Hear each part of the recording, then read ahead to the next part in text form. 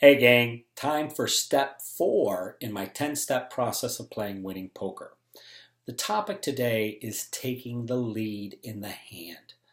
You know, it's nice to have the lead in the hand as far as the value of the hand, which we said was step 2 in this process. Step 1, defining your purpose, your goals, and your strategy. Step 2, understanding the value of your hand. Step 3, understanding the power of your position. Now, here in step 4, it's how you play that hand, your technique. And one of the key components of playing your hand is 75% of the time we're going to be taking the lead in the hand. If our hand is good enough to call, it's good enough to raise. Most of the time, certainly there's going to be some techniques and situations in which we're just going to flat, we're going to set mine, or we have a multi-way hand, we're in position, we're looking to get in cheap and not inflate pots. But for the primary, or I would say the majority of the time, we're looking to get involved in a pot in which we have a better hand than our opponents, and we're going to leverage that advantage by taking the lead. Now, what do I mean by that? Taking the lead is the last aggressive action on that particular betting round. So if it's unopened to me and then I open raise rather than just limp into the pot, I am taking the lead.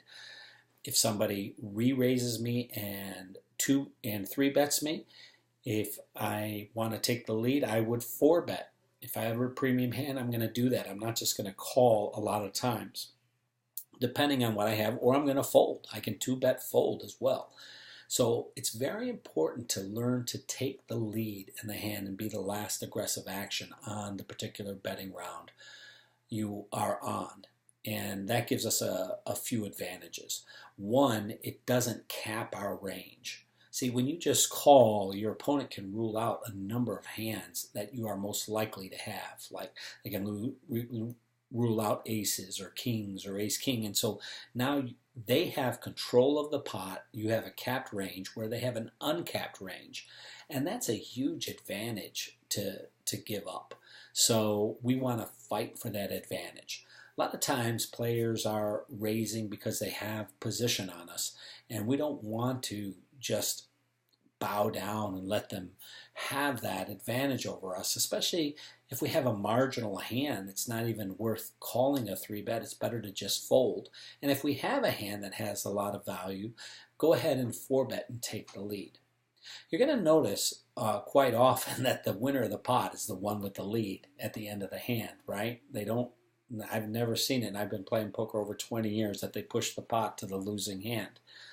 Now, a lot of times when you stay aggressive and you take the lead, that brings up the point that you get the advantage that sometimes your opponent is going to fold.